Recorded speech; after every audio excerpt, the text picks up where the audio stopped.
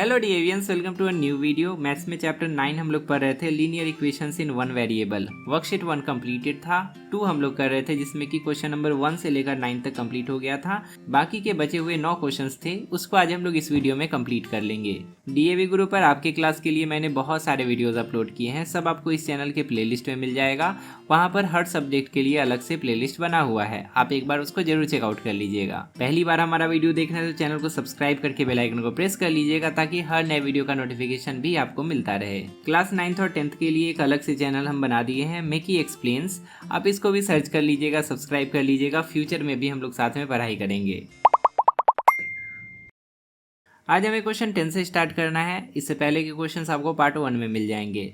A motor boat goes down stream and covers a distance in 4 hours while it covers the same distance up stream in 5 hours. एक motor boat है जो कि जब down stream जाती है तो एक सर्टेन डिस्टेंस कवर करने में उसको 4 घंटे का समय लगता है। वही मोटर बोट अगर अप स्ट्रीम जाती है तो उसको वही डिस्टेंस, सेम डिस्टेंस कवर करने में 5 घंटे का समय लग जाता है। तो यहाँ पे तो पहले आपको ये समझना पड़ेगा कि अप स्ट्रीम और डाउन स्ट्रीम का मतलब क्या होता है। देखिए, नदी जब भी बहती है तो एक सर्टेन डायरेक्शन में बहती है। नदी के बहने की दिशा में हम अगर चलें तो हम कहते हैं कि हम डाउन स्ट्रीम जा रहे हैं, लेकिन अगर नदी के बहने के अपोजिट डायरेक्शन में हम चले तो हम कहते हैं अप स्ट्रीम में जा रहे हैं। आधा चीज़ तो आपको टाइम को देखकर ही क्लियर हो जाएगा। जब हम नदी के बहने की दिशा में जाएंगे तो कम समय लगेगा डेफिनेटली, और नदी के बहने के उल्टी दिशा में जाएंगे तो डेफिनेटली ज़्यादा समय लगेगा। तो अगर आप भूल भी जाते हैं कि डाउन स्ट्रीम अप स्ट्रीम का मतलब क्या होता है तो टाइम से आपको आसानी से समझ में आ जाएगा। वैसे आप याद रखिएगा, इसमें कन्फ्यूज मत कीजिएगा। डाउन स्ट्रीम यानी कि ऊपर से नीचे, इस तरह से नदी जिस दिशा में बह रही है, नदी हमेशा ऊपर से नीचे बहती है ना। और अप स्ट्रीम यानी कि इसके जस्ट अपोजिट, इस तरह से आप इसको याद कर लीजिएगा। If the speed of the stream is 3 kilometre per our. Stream का स्पीड जो है वो हमें दिया गया है 3 किलोमीटर प्रति घंटा। इतने स्पीड से ये पानी बह रही है। Find the speed of motor boat in still water. तो मोटर बोट का क्या स्पीड है जो कि वो रुके हुए पानी में चल रही है। रुके हुए पानी में मोटर बोट का क्या स्पीड होगा वो हमें बताना है। इसके लिए सबसे पहले एक सिंपल सा डायग्राम बना लेते हैं। मान लेते हैं नदी इस दिशा में बह रही है और नदी का स्पीड कितना है 3 किलोमीटर पर आवर। इस नदी में एक नाव है, छोटू सा बना लेते हैं। ये नाव हमारा हो गया। यहाँ पे सबसे पहले हमें मानना पड़ेगा कि let speed of boat in still water is x kilometre per our. रुके हुए पानी में नाव का जो गति है वो x किलोमीटर पर आवर है। रुका हुआ पानी का मतलब क्या हुआ कि नाव अगर सिर्फ अपने स्पीड से चले तो वो इतने स्पीड से चलती है, पानी का कोई सपोर्ट इसको नहीं मिल रहा हो अगर, तो इतने स्पीड से वो चलती है। अब ध्यान से लॉजिक को समझिएगा, जो लॉजिक हम बता रहे हैं। नाव जब डाउन स्ट्रीम जाएगी, जिस दिशा में पानी जा रही है उसी दिशा में जब नाव जाएगी तो उसका स्पीड क्या होगा। ध्यान से देखिए, जब नाव डाउन स्ट्रीम जाएगी तो एक तो नाव का स्पीड खुद का होगा जिससे नाव इस तरफ बढ़ेगी, प्लस पानी जिस स्पीड से उधर जा रहा है वो भी इसमें एडअप हो जाएगा। तो डाउन स्ट्रीम के केस में नाव का जो स्पीड होगा वो होगा x किलोमीटर, जो कि नाव का खुद का स्पीड है, प्लस 3 किलोमीटर पर आवर जो कि पानी का स्पीड है। तो ओवरऑल स्पीड हो जाएगा x plus 3 kilometre per our. ये डाउन स्ट्रीम का हमें मिल गया। अब देखिए अप स्ट्रीम, वही नाव अगर अप स्ट्रीम जाए तब उसका स्पीड क्या होगा। तो पानी जा रही है इस डायरेक्शन में, नाव जा रही है उस डायरेक्शन में, तो नाव का जो अपना स्पीड होगा that is x kilometre per our जो हमने माना है, उसमें से पानी का स्पीड माइनस हो जाएगा। ये तो उसका स्पीड को घटाना चाहेगा ना, क्योंकि पानी के डायरेक्शन के उल्टे दिशा में नाव जाना चाह रही है। तो अप स्ट्रीम में नाव का स्पीड हो जाएगा x minus 3 kilometre per our. एक चीज़ हमें और बोला था कि ये जो डिस्टेंस है दोनों सेम है, चाहे नाव डाउन स्ट्रीम जाए या अप स्ट्रीम जाए, दोनों केस में सेम डिस्टेंस नाव कवर करती है। साथ ही साथ हमें टाइम भी दिया गया था कि डाउन स्ट्रीम जाने में 4 घंटे का समय लगता है एक सर्टेन डिस्टेंस को कवर करने में, और अप स्ट्रीम जाने में 5 घंटे का समय लगता है। लगे भी क्यों ना, डाउन स्ट्रीम जाने में स्पीड बढ़ रहा है क्योंकि पानी का स्पीड भी ऐड हो रहा है, और अप स्ट्रीम जाने में स्पीड घट रहा है तो इसीलिए ज़्यादा समय लग रहा है। तो डाउन स्ट्रीम का स्पीड हमें दिया गया है, कितना है स्पीड डाउन स्ट्रीम का। डाउन स्ट्रीम का स्पीड हमें दिया गया है, स्पीड नहीं टाइम, डाउन स्ट्रीम में जाने में कितना टाइम लगता है वो हमें दिया गया है, डेट इज़ 4 आवर्स। और अप स्ट्रीम जाने में कितना टाइम लगता है वो भी हमें दिया गया है, इट इज़ 5 आवर्स। अब हमें इक्वेशन तैयार करना होगा, इक्वेशन को सॉल्व करेंगे, हमारा आंसर हमारे सामने होगा। अब देखिए, चाहे नाव अप स्ट्रीम जाए या डाउन स्ट्रीम जाए, डिस्टेंस तो सेम है, तो हम लिख सकते हैं दोनों जर्नी के बारे में। डिस्टेंस एस से डिनोट कर सकते हैं डिस्टेंस को, distance in upstream will be equal to distance in downstream. ठीक है, तो अप स्ट्रीम और डाउन स्ट्रीम दोनों केस में डिस्टेंस सेम होगा। डिस्टेंस का फॉर्मूला क्या हम लोग जानते हैं, स्पीड इज इक्वल टू होता है डिस्टेंस बाई टाइम। तो डिस्टेंस के लिए हम लिख सकते हैं स्पीड इनटू टाइम, है कि नहीं। तो यहाँ डिस्टेंस को एस से डिनोट किए हैं, तो यहाँ पे हम लिख सकते हैं डिस्टेंस के लिए स्पीड इनटू टाइम, और इधर भी लिख सकते हैं स्पीड इनटू टाइम। डिस्टेंस बराबर स्पीड इनटू टाइम होता है, ये आपको पता होना चाहिए। तो अप स्ट्रीम जाते समय स्पीड क्या है, टाइम क्या है, दोनों को इधर मल्टीप्लाई करके लिखेंगे। और डाउन स्ट्रीम जाते समय स्पीड क्या है, टाइम क्या है, दोनों को इधर मल्टीप्लाई करके लिखेंगे। और अकॉर्डिंग टू आवर लॉजिक दोनों बराबर होना चाहिए।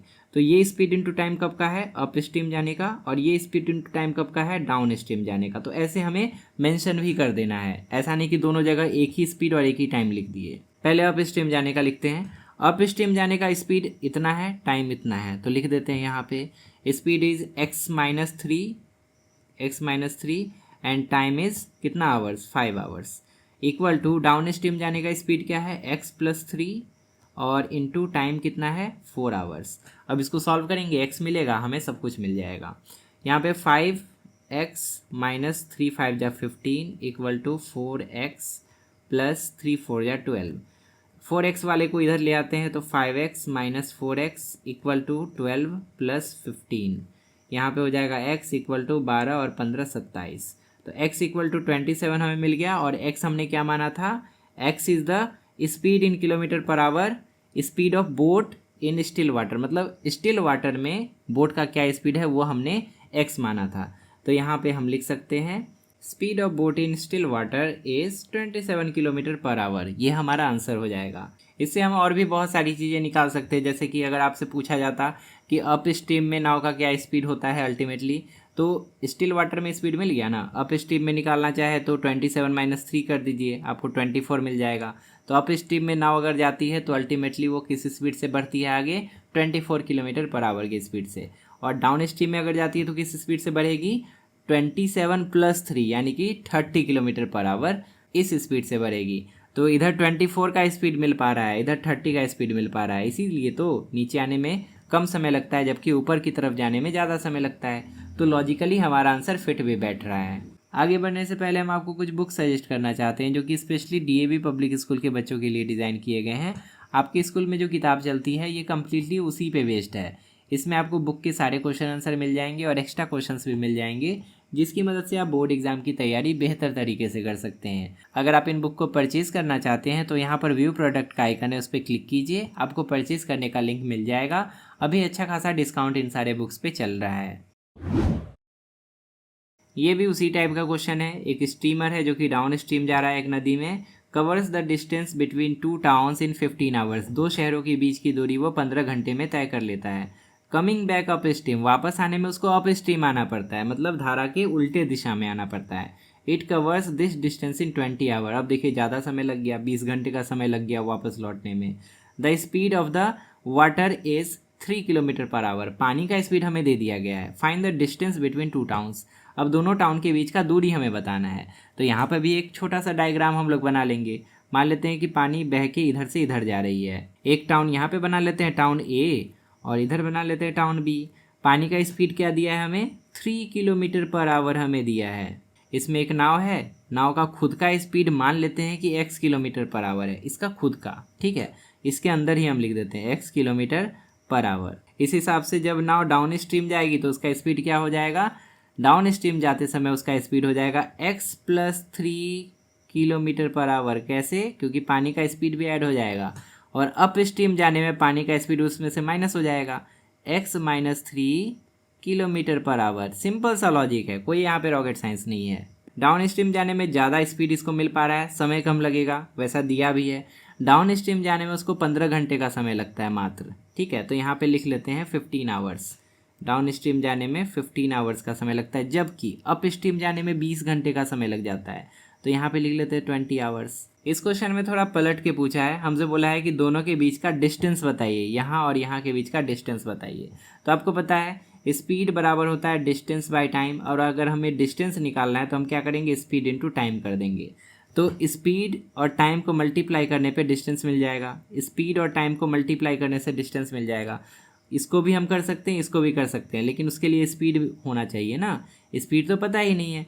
स्पीड को ऐसे पता चलेगा, पहले हमें एक्स निकालना पड़ेगा, यानी कि नाव का ओरिजिनल स्पीड, मतलब उसका खुद का स्पीड क्या है स्टिल वाटर में। तो यहाँ पर भी अल्टीमेटली पहले की तरह हम लोग एक्स ही निकालेंगे। एक्स जैसे हमें मिलेगा, हमें अप स्ट्रीम में उसका स्पीड और डाउन स्ट्रीम में उसका स्पीड मिल जाएगा। अब चाहे तो हम इन दोनों को मल्टीप्लाई करके भी डिस्टेंस निकाल सकते हैं, इन दोनों को मल्टीप्लाई करके भी डिस्टेंस निकाल सकते हैं। रोड मैप तैयार है। अब चलिए इक्वेशन बनाते हैं और सॉल्व करते हैं। डिस्टेंस चाहे अप स्ट्रीम का हो या डाउन स्ट्रीम का हो, वो तो सेम ही रहने वाला है। तो हम यहाँ पे वही वाला लॉजिक लगाएंगे कि distance in upstream will be equal to distance in downstream. ठीक है, अप स्ट्रीम का डिस्टेंस निकालने के लिए हम कर सकते हैं स्पीड इनटू टाइम, और ये अप स्ट्रीम के लिए करेंगे इक्वल टू डाउन स्ट्रीम के लिए वही स्पीड इनटू टाइम। ठीक है, ये डाउन स्ट्रीम के लिए हुआ। ये जो एस है ना, ये एस क्या है फिर से हम बता देते हैं। यहाँ पे एस इन दोनों के बीच की दूरी है। ठीक है, इस पॉइंट से इस पॉइंट के बीच की दूरी है एस, तो यहाँ पे हम ऐसे डिनोट कर सकते हैं, it is denoted by S. Up stream के केस में स्पीड कितना है, टाइम क्या है, मल्टीप्लाई कर देते हैं। अप स्ट्रीम के केस में x माइनस 3 इंटू 20 होगा, यहाँ लिख लेते हैं x माइनस 3 इंटू 20, और डाउन स्ट्रीम के केस में x प्लस 3 इंटू 15। अब सॉल्व करेंगे आगे, तो ये हो जाएगा 20x माइनस 3 इंटू 20 कितना हो जाते हैं 60 इज इक्वल टू, इधर हो जाएगा 15x प्लस 15 45, 15x इधर आ जाएगा तो 20x माइनस 15x हो जाएगा इक्वल टू 45 और प्लस 60 हो जाएगा। 20 में 15 घटा 5x इज इक्वल टू, ये दोनों को जोड़ देंगे कितना होगा 4 6 10 यानी कि 105। तो x इक्वल टू हो जाएगा 21 किलोमीटर पर आवर। ये नाव का ओरिजिनल स्पीड हमें मिल चुका है। अब हमें डिस्टेंस निकालना है, तो डिस्टेंस बराबर क्या हो जाएगा, डिस्टेंस इज इक्वल टू होता है स्पीड इनटू टाइम। अब कोई सा भी अप स्ट्रीम का भी आप निकाल लीजिए, अप स्ट्रीम की मदद से निकाल लीजिए या डाउन स्ट्रीम की मदद से निकाल लीजिए, डिस्टेंस तो सेम ही आना है। दोनों केस में डिस्टेंस उतना ही है, चाहे नाव इधर जाए या इधर जाए, डिस्टेंस तो उतना ही रहना है। तो हम अप स्ट्रीम वाले से निकाल के आपको दिखाते हैं, आप चाहे तो डाउन स्ट्रीम वाले से भी निकाल सकते हैं। तो अप स्ट्रीम के केस में डिस्टेंस निकालेंगे अगर, तो स्पीड अप स्ट्रीम में कितना है x माइनस 3 इंटू टाइम है 20 आवर्स। x का वैल्यू तो आ चुका है 21, तो 21 माइनस 3 इंटू 20, और 21 माइनस 3 करेंगे तो हो जाएगा 18 इंटू 20, मतलब 18 दूनी 36, 360 किलोमीटर। तो हमें पता चल गया कि पॉइंट ए मतलब टाउन ए और टाउन बी, इन दोनों के बीच का दूरी कितना है 360 किलोमीटर है। ठीक है, 360 किलोमीटर है, और यही हमारा फाइनल आंसर हो जाएगा। इस क्वेश्चन में और भी चीज़ पूछा जा सकता था कि अप स्ट्रीम में क्या स्पीड है नाव का, तो ये क्या हो जाएगा 21x का वैल्यू आया ना नाव का ओरिजिनल स्पीड, तो अप स्ट्रीम में नाव का स्पीड क्या हो जाएगा 21 माइनस 3 यानी कि 18 kilometre per our. Down stream में इसका स्पीड क्या हो जाएगा 21 प्लस 3 यानी कि 24 किलोमीटर पर आवर। तो आपको हर चीज़ के लिए तैयार रहना है, क्वेश्चन देके कुछ भी पूछा जा सकता है। क्वेश्चन 12 करते हैं। The distance between two towns is 300 kilometre. दो शहर है, एक शहर यहाँ एक शहर यहाँ, दोनों के बीच में एक लाइन बना देते हैं जो कि इनके बीच का डिस्टेंस को डिनोट करेगा, और ये डिस्टेंस है 300 kilometre. Two cars start simultaneously from these towns and move towards each other. दो कार्स स्टार्ट होती है, एक कार यहाँ पे है और ये इस डायरेक्शन में चलती है, दूसरी कार यहाँ पे है और ये इस डायरेक्शन में चलती है। दोनों सेम टाइम में स्टार्ट होती है और दोनों एक दूसरे की तरफ बढ़ती है। The speed of one car is more than the other by 7 kilometre per our. एक का स्पीड दूसरे से 7 किलोमीटर पर आवर ज़्यादा है, मतलब अगर इस पहले कार का speed x kilometre per our होगा तो दूसरे कार का स्पीड क्या हो जाएगा x plus 7 kilometre per our. तो बस सिंपल सा लॉजिक लगाते जाना है और सब कुछ लिखते जाना है। आगे क्या बताया है, if the distance between the cars after 2 hours is 34 kilometre. 2 घंटे के बाद, 2 घंटे ये भी कार चली, 2 घंटे ये भी कार चली, 2 घंटे के बाद दोनों के बीच की दूरी क्या बचती है 34 किलोमीटर बचती है।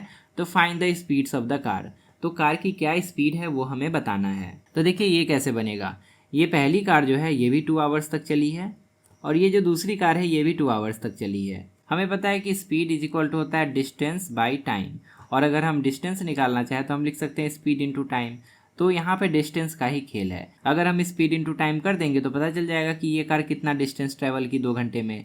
यहाँ पे भी डिस्टेंस इंटू टाइम कर देंगे तो पता चल जाएगा कि ये कार कितना डिस्टेंस ट्रेवल की 2 घंटे में। और जो बच गया है दूरी वो भी हमें दिया गया है, मतलब ये डिस्टेंस और ये बचा हुआ डिस्टेंस तीनों मिला के कितना होना चाहिए, 300 किलोमीटर होना चाहिए। तो इस तरह से यहाँ पे इक्वेशन बनेगा। पहला कार कितना दूर चला उसका कैसे निकालेंगे, इसके स्पीड को इसके टाइम से मल्टीप्लाई कर देंगे। तो स्पीड इंटू टाइम कितना हो जाएगा, x इंटू टू इतना किलोमीटर हो जाएगा पहला कार के द्वारा चला गया दूरी। दूसरा कार कितना चला है, दूसरा कार के द्वारा चला गया दूरी क्या होगा, इसका स्पीड है x+7 इंटू टाइम 2 आवर्स ही है। तो यहाँ पे x+7 को मल्टीप्लाई करेंगे 2 से, ठीक है। इतना किलोमीटर दूसरा कार चला है। इन दोनों कार के चलने के बावजूद भी उनके बीच का दूरी 34 किलोमीटर बच जाता है, ठीक है। ये भी हमें दिया गया है, ठीक। अब सिंस दोनों के बीच का इनिशियल दूरी क्या था, 300 किलोमीटर था, तो यहाँ से यहाँ तक का दूरी प्लस यहाँ से यहाँ तक का दूरी प्लस यहाँ से यहाँ तक का दूरी, तीनों को मिला के अगर हम ऐड कर दे तो 300 किलोमीटर आ जाना चाहिए। तो इक्वेशन तैयार, अब बस लिखना है हमें। हम लिख सकते हैं x इंटू टू प्लस बीच का दूरी कितना है 34 किलोमीटर प्लस और उधर का दूरी कितना है x+7 इंटू टू। ये तीनों दूरी अगर हम मिला दें तो टोटल 300 किलोमीटर आ जाना चाहिए। हो गया हमारा इक्वेशन तैयार। बस अब हमें सॉल्व कर देना है। x इंटू टू यानी कि 2x प्लस 34 प्लस ये 2 दोनों से मल्टीप्लाई होगा, ठीक है, डिस्ट्रीब्यूट हो जाएगा। तो ये हो जाएगा 2x प्लस 7 2 जा 14 इज इक्वल टू 300। अब यहाँ पे 2x 4x हो गया और 34 और 14 मिला के कितना हो जाएगा, 4 4 8 और 3 1 4, 48 इक्वल टू 300। अब 4x इक्वल टू क्या हो जाएगा, ये 300 माइनस 48। अब 300 में 48 माइनस कर देंगे तो यहाँ पे हो जाएगा 4x इक्वल टू 252 और x equal to 252 divide by 4। ये कट जाएगा, 4 6 जा 24 एंड 4 3 जा 12, 63 टाइम्स में ये कट जाएगा। तो x का वैल्यू हमें मिल गया 63 और x हमने क्या माना था, x का वैल्यू जो 63 आया, ये x हमने क्या माना था, x was the speed of the car, first car. तो यहाँ पे हम लिख सकते हैं फर्स्ट कार का स्पीड हो गया 63 किलोमीटर पर आवर। जहाँ स्टेटमेंट जैसे स्टेटमेंट हम लोग लिखते हैं वैसे ही लिखेंगे कि फर्स्ट कार का स्पीड अल्टीमेटली हमें मिल गया 63 kilometre per hour, that was x। और सेकेंड कार का स्पीड इसी के अकॉर्डिंग क्या हो जाएगा, 63 में 7 जोड़ देंगे यानी कि 70 किलोमीटर पर आवर। जो जो पूछा था x का वैल्यू वहाँ वहाँ बैठाएंगे, सब मिलता जाएगा, एकदम सिंपल है। तो फर्स्ट कार का स्पीड हमसे पूछा था, दूसरे कार का स्पीड पूछा था, दोनों हमें मिल गया 63 और 70, यही हमारा आंसर हो जाएगा। The length of a rectangle is greater than the breadth by 18 centimetre. एक रेक्टेंगल की बात यहाँ पर की जा रही है जिसकी लंबाई चौड़ाई से 18 अधिक है। तो अगर इसकी चौड़ाई को हम x सेंटीमीटर मान ले तो इसकी लंबाई अकॉर्डिंग टू क्वेश्चन हो जाएगी x प्लस 18 सेंटीमीटर। सिंपल सा लॉजिक यहाँ पे लगा है। आगे बोला गया है if both length and breadth are increase by 6 centimetre. अगर लेंथ को भी और ब्रेथ को भी 6 सेंटीमीटर बढ़ा दिया जाए then area increases by 168 centimetre square. तो एरिया बढ़ जाता है, कितना बढ़ता है वो हमें दिया है, तो एरिया तो बढ़ेगा ही। अगर आप लंबाई चौड़ाई दोनों बढ़ा देंगे तो रेक्टेंगल थोड़ा बड़ा हो जाएगा और ये जो रेक्टेंगल है इसका एरिया क्या होगा, पुराने रेक्टेंगल से 168 सेंटीमीटर स्क्वायर ज़्यादा हो जाएगा। तो पहले साइड्स इसका क्या क्या होगा वो लिख लेते हैं। इसका चौड़ाई को भी 6 बढ़ाया गया है यानी कि ये हो जाएगा x से बढ़कर x प्लस 6 सेंटीमीटर, ठीक है। और इसका लंबाई भी बढ़ा है ना, तो ये भी 6 जब बढ़ जाएगा तो x प्लस 18 में 6 ऐड कर देंगे तो ये हो जाएगा x प्लस 24 सेंटीमीटर, ठीक है। तो इस तरह से लंबाई और चौड़ाई हमने मान लिया, ठीक है, अकॉर्डिंग टू क्वेश्चन। अब इसका एरिया ऑफ स्मॉल रेक्टेंगल क्या हो जाएगा, ये हो जाएगा x यानी कि चौड़ाई इंटू लंबाई, x इंटू एक्स प्लस 18। और एरिया ऑफ बिग रेक्टेंगल क्या हो जाएगा, ये होगा लंबाई x प्लस 24 इंटू चौड़ाई x प्लस 6। दोनों रेक्टेंगल्स के एरिया हमने निकाल लिए। अब हमें क्वेश्चन के अकॉर्डिंग लॉजिक लगाना है, इक्वेशन तैयार करना है, सॉल्व करना है, x का वैल्यू हमें मिलेगा, फिर जो पूछा गया उसका आंसर हम लोग दे देंगे। लॉजिक यहाँ पे क्या लगेगा, ध्यान से देखिए। हमें बोला गया है कि जब हम दोनों साइड्स को बढ़ा देते हैं तो यहाँ पे इतना एरिया बढ़ जाता है, मतलब बड़े वाले रेक्टेंगल का एरिया छोटे वाले से इतना अधिक है। इसका मतलब हम दो अप्रोच लगा सकते हैं यहाँ पे। इसका एरिया माइनस इसका area will be equal to 168 centimetre square, ऐसा भी कर सकते हैं।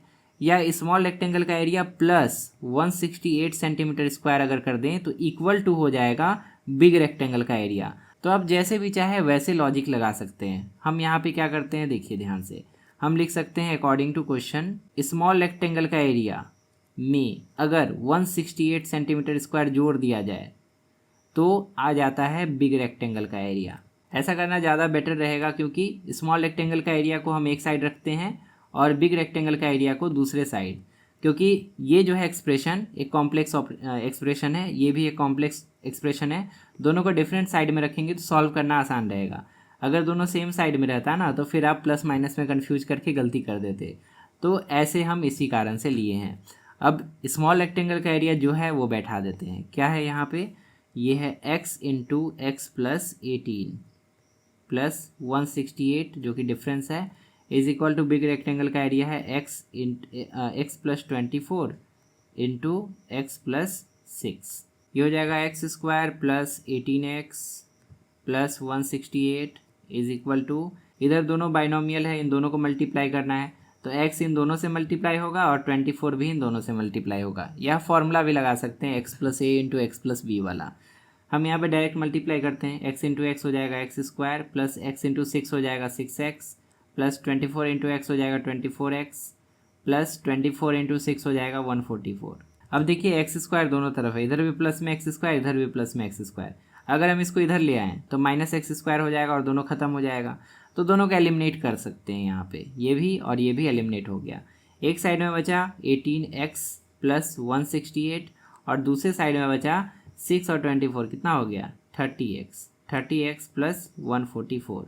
अब 30x के तरफ 18 वाले को ले जाते हैं तो ये हो जाएगा 30x माइनस 18x और 144 को इधर ले आते हैं तो ये हो जाएगा 168 माइनस 144। एक तरफ हमें मिल जाएगा 12x और एक तरफ हमें मिल जाएगा 24, यानी कि x इक्वल टू 2 हमें मिल गया। जैसे हमें x इक्वल टू 2 मिला वैसे हम कुछ भी निकाल सकते हैं यहाँ पे, जो भी पूछा जाए। यहाँ पे क्या पूछा था, find the length and breadth of the rectangle, rectangle का लंबाई और चौड़ाई बताइए। तो यहाँ पे जो हमने लेंथ माना था, लेंथ हमने x माना था ना, नहीं लेंथ हमने किसको माना था, लेंथ तो ये है ना, बड़ा वाला ना है, तो बड़ा वाला ये लेंथ हो गया, छोटा वाला ये ब्रेथ हो गया। तो जो x है वो ब्रेथ हो जाएगा, ठीक है। Breadth will be equal to, यहाँ पे लिख लेते हैं, ब्रेथ इक्वल टू x होगा डेट इज़ 2 सेंटीमीटर और लेंथ हो जाएगा x प्लस 18 यानी कि 2 प्लस 18 20 सेंटीमीटर। तो इस तरह से हमने लेंथ भी निकाल लिया, ब्रेथ भी निकाल लिया, 20 सेंटीमीटर और 2 सेंटीमीटर। ये भी कुछ उसी तरह का क्वेश्चन है। The length of a rectangle is greater than the breadth by 3 centimetre. एक रेक्टेंगल है, ठीक, बना लेते हैं यहाँ पे, इसका जो लेंथ है वो ब्रेथ से 3 सेंटीमीटर अधिक है तो ब्रेथ को मानना पड़ेगा। मान लेते हैं ब्रेथ है 1 सेंटीमीटर तो लेंथ हो जाएगा x प्लस 3 सेंटीमीटर। सिंपल सा लॉजिक यहाँ पे लगा। आगे बोला गया है if the length is increased by 9 centimetre and breadth is reduced by 5 centimetre. Length को बढ़ाना है और ब्रेथ को घटा देना है, दोनों को बढ़ा नहीं रहा है यहाँ पे। The area remains the same, यहाँ पर एरिया सेम रह रहा है, एरिया अलग नहीं होता है, ठीक है। Find the dimensions of the rectangle, तो रेक्टेंगल का डायमेंशन यानी कि उसका लंबाई चौड़ाई क्या होगा ये हमें बताना है।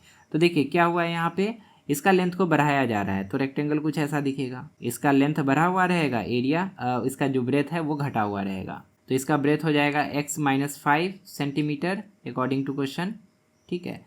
और इसका लेंथ कितना हो जाएगा, ये हो जाएगा 9 सेंटीमीटर अधिक, यानी कि x प्लस 3 में 9 ऐड हो जाएगा तो 9 3 12 x प्लस 12 हो जाएगा।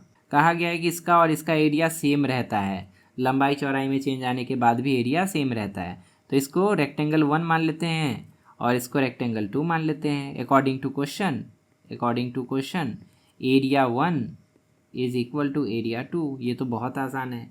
पहले वाले का एरिया क्या हो जाएगा x इंटू एक्स प्लस 3 और दूसरे वाले का एरिया क्या हो जाएगा x minus 5 into x plus 12। इन दोनों को मल्टीप्लाई कीजिए या इन दोनों को मल्टीप्लाई कीजिए, एरिया सेम रहना है दोनों का क्वेश्चन के अकॉर्डिंग। अब सॉल्व करते हैं इसको, ये हो जाएगा एक्स स्क्वायर प्लस 3x और इस तरफ हो जाएगा x into x square, x into 12x, x into minus 5x, minus 5 into 12 minus 60। अब देखिए एक्स स्क्वायर दोनों तरफ एलिमिनेट हो जाएगा, दोनों पॉजिटिव ही है तो इस साइड में केवल 3x बचेगा और उस साइड में 12 में से 5 घटा, कितना बचा, 7x बचा, 7x माइनस 60। अब यहाँ पे माइनस 60 को उस तरफ ले जाते हैं, प्लस 60 बन जाएगा, 3x को इधर ले आते हैं तो 7x माइनस 3x हो जाएगा। तो यहाँ पे मिलेगा 4x और एक तरफ में 60, तो x बराबर हमें मिल गया 15। अब हमसे रेक्टेंगल का डायमेंशन पूछा था कि कौन ऐसा रेक्टेंगल है जिसका लंबाई चौड़ाई में ऐसा चेंज करने के बाद उसका एरिया उतना ही रहता है, मतलब हमें ये और ये बताना था। तो इसका जो लेंथ है, इसका लेंथ जो है और ब्रेथ जो है दोनों हम लोग लिख सकते हैं। लेंथ तो x+3 था और ब्रेथ कितना था, x था। तो ब्रेथ तो एज इट इज़ कितना आ जाएगा, जितना हमें x का वैल्यू मिला है 15 सेंटीमीटर, और लेंथ हो जाएगा 15+3 यानी कि 18 सेंटीमीटर। ये हमारा फाइनल आंसर हो गया, लेंथ 18 और breadth 15। The difference between two positive integer is 30। The ratio of these integer is 2:5। Find these integers. यहाँ पे हमें बोला गया है कि दो इंटीजर्स हैं, दोनों पॉजिटिव हैं, दोनों के बीच का डिफरेंस 30 है, ठीक, और दोनों का रेशियो अगर निकाला जाए तो 2:5 आता है। तो ये दोनों इंटीजर्स क्या हो सकते हैं, ये हमें बताना है। सबसे पहले तो देखिए कि 2:5 रेशियो है, मतलब ऊपर वाला कम है, नीचे वाला ज़्यादा है, तो एक इंटीजर कम होगा, एक इंटीजर ज़्यादा होगा। जैसा क्वेश्चन में कहा गया है कि दोनों के बीच का डिफरेंस जो है वो 30 है, मतलब एक से दूसरा 30 अधिक होगा। अधिक वाले को नीचे रखना है और कम वाले को ऊपर, उसके बाद हमें उसका रेशियो निकालना है कैंसिल आउट करके। तो सबसे पहले यहाँ पे लेट करेंगे। मान लेते हैं कि एक इंटीजर जो है वो है x और दूसरा जो इंटीजर है, इंटीजर b, वो है x+30। यहाँ पे क्या बोला था कि दोनों के बीच का डिफरेंस 30 है, मतलब दोनों में एक में से अगर हम दूसरे को घटाएं तो हमें कितना मिलेगा, 30 मिलेगा। तो पहला को x मान लिए, दूसरा को x+30 मान लिए। ये 30 ज़्यादा है तो डेफिनेटली इसमें से इसको घटाएंगे तो 30 ही मिलेगा, ठीक है। तो ये हमने लेट कर लिया दोनों इंटीजर्स। यहाँ पे लिख लेते हैं इंटीजर a और यहाँ पे लिख लेते हैं इंटीजर b। कहा गया है कि इन दोनों का रेशियो है 2:5, मतलब हम लिख सकते हैं according to question integer a by integer b is equal to 2:5। यही ना रेशियो हमें दिया गया है। इंटीजर a हमने क्या माना था, x माना था, और इंटीजर b क्या माना था, x+30, क्योंकि वो 30 अधिक है, और इन्हीं दोनों का रेशियो है 2:5। अब सॉल्व करेंगे, x का वैल्यू निकाल लेंगे, simple.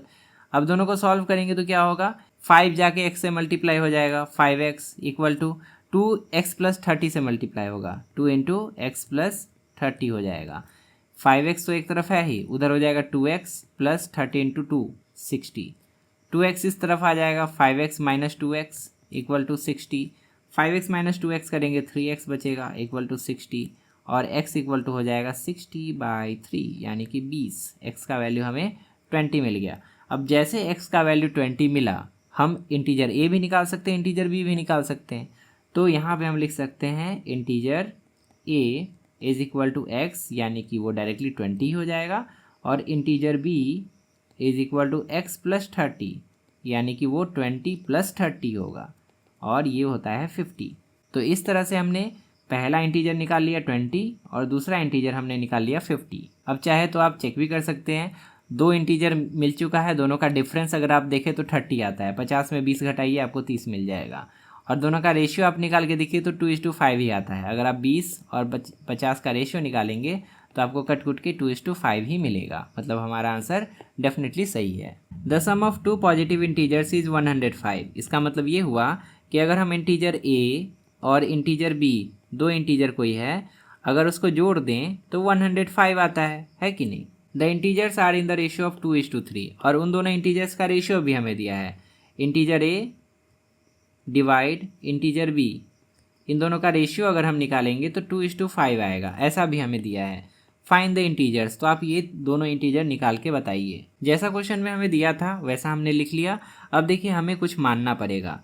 Late integer a is x, ठीक है। सबसे पहले हम इंटीजर a को मानते हैं, integer a equal to x है। अगर इंटीजर a x है, ठीक, x है, तो इंटीजर b क्या हो जाएगा, x को उधर भेजेंगे तो integer b will be equal to 105 - x होगा ना। तो इस तरह से हमें लेट करना पड़ेगा। इंटीजर b क्या हो जाएगा, integer b will be equal to 105 - x। आप चाहे तो चेक भी कर सकते हैं, अगर आप इन दोनों को जोड़ेंगे ना तो 105 आ जाएगा। 105 - x प्लस एक्स, तो एक्स एक्स कट जाएगा, बचेगा 105, मतलब इन दोनों का सम 105 आ भी रहा है जैसा क्वेश्चन में दिया है। अब यहाँ पर हम लिख सकते हैं अकॉर्डिंग टू क्वेश्चन हमें दोनों इंटीजर्स का रेशियो दिया है, इंटीजर ए और इंटीजर बी का रेशियो 2:3 दिया है, तभी हम 5 लिख दिए थे, 3 लिखिएगा, ठीक है। तो integer a divide integer b is equal to according to question कितना है, 2:3 है। तो इंटीजर ए का वैल्यू हमने निकाला है एक्स और इंटीजर बी का वैल्यू हमने निकाला है 105 माइनस एक्स, ये दोनों हमने लेट किया है, इक्वल टू 2:3। अब इसको सॉल्व करेंगे तो यहाँ पे 3 से x मल्टीप्लाई हो जाएगा, तो हो जाएगा 3x एक साइड में इक्वल टू, और दूसरे साइड में हो जाएगा 2 इंटू 105 माइनस एक्स, ये 3x तो एक साइड में है ही, 2 इंटू 105 हो जाएगा 210 माइनस 2 इंटू एक्स 2x, और 2x इधर चले जाएगा तो ये हो जाएगा 3x माइनस नहीं प्लस हो जाएगा 2x इक्वल टू उस साइड में 210, 3 to 5x इक्वल टू 210, तो x इक्वल टू हो जाएगा 210/5, 5 से 2 बार में नहीं 4 बार में कटेगा ना, 5 4 जा 20 और 5 2 जा 10, मतलब 42 टाइम्स में कट गया। अब जैसे हमें x का वैल्यू मिला, हम इंटीजर a भी निकाल सकते हैं, इंटीजर b भी निकाल सकते हैं। x का वैल्यू पुट करेंगे तो इंटीजर a भी मिल जाएगा, integer a will be equal to x, यानी कि डायरेक्ट 42 इंटीजर a हो जाएगा, और integer b is equal to 105 minus x, यानी कि 105 माइनस 42, मतलब जो क्वेश्चन में हमें दो इंटीजर्स पूछे गए थे, एक इंटीजर 42 होगा, दूसरा इंटीजर 63 होगा। अब जैसा क्वेश्चन में कहा गया था वैसा यहाँ पे हो भी रहा है। अगर आप दोनों इंटीजर का सम निकालेंगे तो 105 आ जाएगा, दोनों को जोड़ के देख लीजिए, और दोनों का अगर रेशियो निकालेंगे तो 2:3 आएगा। 42/63 का रेशियो निकालेंगे तो ये 21 से 2 बार में, 21 से 3 बार में 2:3 रेशियो आ भी जाता है। A money box contains 1 rupee and 2 rupee coins in the ratio 5:6। एक मनी बॉक्स है जिसमें कि 1 रुपये के भी कुछ सिक्के हैं और 2 रुपये के भी कुछ सिक्के हैं, और उनके सिक्कों की संख्या का रेशियो हमें दिया है 5:6, ठीक है। अब ये जो रेशियो हमें दिया है इसकी मदद से हम संख्या को लेट कर सकते हैं। तो पहले 1 रुपये का सिक्का का फ़ोटो बना लेते हैं, ये 1 रुपये का सिक्का मान लेते हैं और ये 2 रुपये का सिक्का मान लेते हैं, ठीक है। अब दोनों की जो भी संख्या है उनका रेशियो हमें दिया है, डायरेक्टली संख्या नहीं दिया है, तो रेशियो की मदद से हम इनकी संख्या को लेट कर सकते हैं। अगर इनका रेशियो 5:6 है तो हम मान सकते हैं कि 1 रुपये के कितने कॉइन होंगे, 5x कॉइन्स होंगे, और 2 रुपीज़ के कितने कॉइन्स होंगे, 6x कॉइन्स होंगे, ठीक है। इस तरह से हम लोग मान सकते हैं। अगर आप इन दोनों का रेशियो निकालेंगे तो वापस से आपको 5:6 मिल जाएगा, x कट जाएगा फिर। If the total value of the coins in the money box is 85 rupees. अब ये जो सिक्के हैं उनका कुछ तो वैल्यू होगा ना, जैसे 2 रुपये के 10 सिक्के तो उसका वैल्यू क्या हुआ, 20 रुपया हुआ। 1 रुपये के 10 सिक्के उसका वैल्यू 10 ही रुपया हुआ। तो जो टोटल वैल्यू है इनका, जितने जितने भी सिक्के हैं उनका जो टोटल वैल्यू है वो हमें दिया है 85 rupees. Find the number of 2 rupees coin. तो 2 रुपये के कितने सिक्के हैं वो हमें बताने हैं।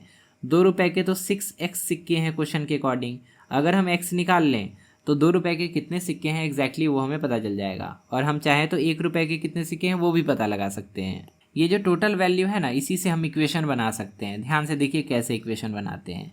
यहाँ पर हमें दिया गया है कि 1 रुपये के 5x सिक्के हैं तो उसका वैल्यू क्या हो जाएगा, 1 रुपये का 5x सिक्का, तो वैल्यू हो जाएगा 1 × 5x। उसी तरह से 2 रुपये का 6x सिक्का है तो टोटल वैल्यू क्या हो जाएगा, 2 रुपये का 6x सिक्का, ठीक है, ये उसका वैल्यू हो गया। दोनों के वैल्यूज़ को ऐड करके कितना है टोटल वैल्यू, 85 रुपीज़ है, तो ये इक्वल टू 85 रुपीज़ हो जाएगा। बन गया हमारा इक्वेशन। अब सॉल्व करेंगे, x का वैल्यू निकल जाएगा, 1 × 5x plus 2 × 6x 12x is equal to 85। 12 पास 17 हो जाएगा, 17x इज इक्वल टू 85, तो x इक्वल टू हो जाएगा 17×85 यानी कि 5। x का वैल्यू हमें 5 मिल गया। अब इसकी मदद से हम 2 रुपीज़ कॉइन का भी संख्या निकाल सकते हैं और 1 रुपी कॉइन का संख्या भी निकाल सकते हैं। हमसे 2 रुपी पूछा था सिर्फ, तो हम यहाँ पे लिख सकते हैं नंबर ऑफ 2 रुपी कॉइन, 2 रुपये के सिक्कों की संख्या। कितना हमने माना था, 6x। इस रेशियो से हमने 6x माना था, तो यहाँ पे 2 रुपीज़ के सिक्कों की संख्या हो जाएगी 6x, मतलब 6 × x का वैल्यू 5 यानी कि 6×5 = 30। 2 रुपये के 30 सिक्के हैं। अब ध्यान से देखिए, 2 रुपये के 30 सिक्के और 1 रुपये के कितने सिक्के होंगे, यहाँ पे 5 × 5 कर देंगे तो 25 हो जाएगा। मतलब हम दोनों निकाल सकते हैं, अगर क्वेश्चन में पूछा तो नहीं है, लेकिन अगर पूछता तो दोनों निकाल सकते हैं। 2 रुपये के 30 सिक्के आएंगे, 1 रुपये के 25 सिक्के आएंगे, तो 1 रुपये के 25 सिक्के हो जाएंगे 25 रुपया और 2 रुपये के 30 सिक्के हो जाएंगे 60 रुपया। तो यहाँ पे दोनों को जोड़िएगा तो 85 आ भी जाता है जैसा क्वेश्चन में कहा है। मतलब हमारा जो आंसर है बिल्कुल सही है, 2 रुपीज़ के 30 कॉइन्स यहाँ पे होने चाहिए। सिमिलर एक और क्वेश्चन यहाँ पे है। एक पर्स है जिसमें कि केवल 1 रुपये के और 2 रुपये के सिक्के हैं। The number of 2 rupee coin is 1/3 of the number of 1 rupee coin. मतलब 2 रुपये के सिक्कों की संख्या 1 रुपये के सिक्कों की संख्या के मुकाबले 1/3 ही है, 1/3 ही है। इफ़ पर्स हैज़ 115 रुपीज़, अगर पर्स में 115 रुपये है, जैसे वहाँ 85 रुपया था ना, वैसे यहाँ पे 115 है। Find the number of 2 rupee coin. तो 2 रुपये के कितने सिक्के हैं वो हमें बताने हैं। तो चलिए फ़ोटो बना लेते हैं। सबसे पहले ये हो गया हमारा 1 रुपये का सिक्का, और इधर बना लेते हैं 2 रुपये का सिक्का। ठीक है, 2 रुपीज़ कॉइन। बोला था the number of 2 rupee coin is 1/3 of the number of 1 rupee coin. यानी कि 1 रुपी का जितना कॉइन है उसका 1/3 कर देंगे तो 2 रुपये के कॉइन का संख्या मिल जाएगा। तो हमें लेट किसको करना पड़ेगा? लेट करना पड़ेगा 1 रुपये के कॉइन का संख्या। तो मान लेते हैं कि 1 रुपये के कितने कॉइन्स है? x कॉइन्स है। ठीक है, ये हमने मान लिया। ठीक है, तो क्वेश्चन के अकॉर्डिंग 2 रुपये के कितने कॉइन्स हो जाएंगे? 1 रुपये का जितना है उसका 1/3, यानी कि 1/3 ऑफ x, इतने कॉइन्स हो जाएंगे 2 रुपये के। ठीक है, ये हमने भी इसको भी लेट कर लिया। अब क्वेश्चन के अकॉर्डिंग बोला है कि टोटल वैल्यू इन दोनों कॉइन्स का कितना है? 115 रुपया है। ठीक, तो 1 रुपया का इतना कॉइन, तो कितना वैल्यू हो जाएगा? इसका वैल्यू हो जाएगा 1 × x रुपया। ठीक है, उसी तरह से 2 रुपया का इतना कॉइन 1/3 × x, यानी कि x/3 हो जाएगा। 2 रुपया का इतना कॉइन, तो वैल्यू क्या हो जाएगा? प्लस 2 रुपीज़ × 1/3x, यानी कि x/3, सीधा लिखते हैं ना। तो ये हो गया 1 रुपया का कॉइन का वैल्यू 1 × x कॉइन्स, और ये हो गया 2 रुपये के कॉइन का वैल्यू 2 × x/3 कॉइन्स। दोनों कॉइन के वैल्यू को मिलाकर कितना दिया है? 115 रुपया दिया है। तो लिख देते हैं = 115। अब सॉल्व करते हैं, x का वैल्यू निकालते हैं। ये हो जाएगा x + 2x/3 = 115। यहाँ पे एलसीएम लेंगे, 3 आ जाएगा। ये हो जाएगा 3x + 2x = 115। 3 उधर जाके मल्टीप्लाई हो जाएगा, 3x 2x मिलके इधर 5x भी हो जाएगा, = 115 × 3, और x = हो जाएगा 115 × 3/5। 5 से कट जाएगा ये, 5 दूनी 10, 5 तिया 15, 23 बार में ख़त्म, और 23 × 3 करेंगे, 3 तिया 9 हो जाएगा, 3 दूनी 6, 69 यहाँ पे आ जाएगा x का वैल्यू। इसका मतलब x हमने क्या माना था? x हमने माना था 1 रुपये के कॉइन की संख्या। तो इस हिसाब से x का वैल्यू जो हमें 69 मिला, इससे हमें पता चल गया कि 1 रुपये के 69 कॉइन्स है। ठीक है, ये आंसर लिख रहे हैं। ठीक, और 2 रुपीज़ के कितने कॉइन होने चाहिए? जितना 1 रुपया का है उसका 1/3, यानी कि 69 का 1/3। ठीक है, तो ये हो जाएगा 23 कॉइन्स। मतलब ये दोनों हमारा फाइनल आंसर हो जाएगा। 1 रुपया के 69 कॉइन्स, 2 रुपया का 23 कॉइन्स। अब जोड़ के भी आपको दिखा देते हैं। 1 रुपया का 69 कॉइन्स क्या रुपया होगा? 69 रुपया ही होगा। 2 रुपया का 23 कॉइन्स कितना रुपया होगा? ये हो जाएगा 46 रुपया। अब दोनों को जोड़िए, 9 6 15 और 6 4 10, 1 11, 115 हो जाता है, जो कि यहाँ पे दिया भी है। मतलब हमारा आंसर बिल्कुल सही है, यही दोनों हमारा फाइनल आंसर होगा। तो फाइनली हमने चैप्टर 9 के वर्कशीट 2 को भी कंप्लीट कर लिया। आगे के वर्कशीट का वीडियो भी चाहिए तो कमेंट में ज़रूर लिखिएगा, हम उसको भी अपलोड कर देंगे।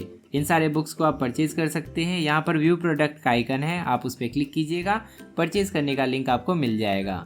लेफ्ट साइड में क्लिक करके आप मैथ्स का प्लेलिस्ट ओपन कर सकते हैं, वहाँ पर आपको हर वर्कशीट का वीडियो एक लाइन से मिल जाएगा। और राइट साइड में क्लिक करके आप अगला वीडियो देख सकते हैं। फिलहाल इस वीडियो में इतना ही, मिलते हैं अगली क्लास में बहुत सारे नए क्वेश्चंस के साथ। तब तक के लिए अपना ध्यान रखिए और अच्छे से पढ़ाई करते रहिए।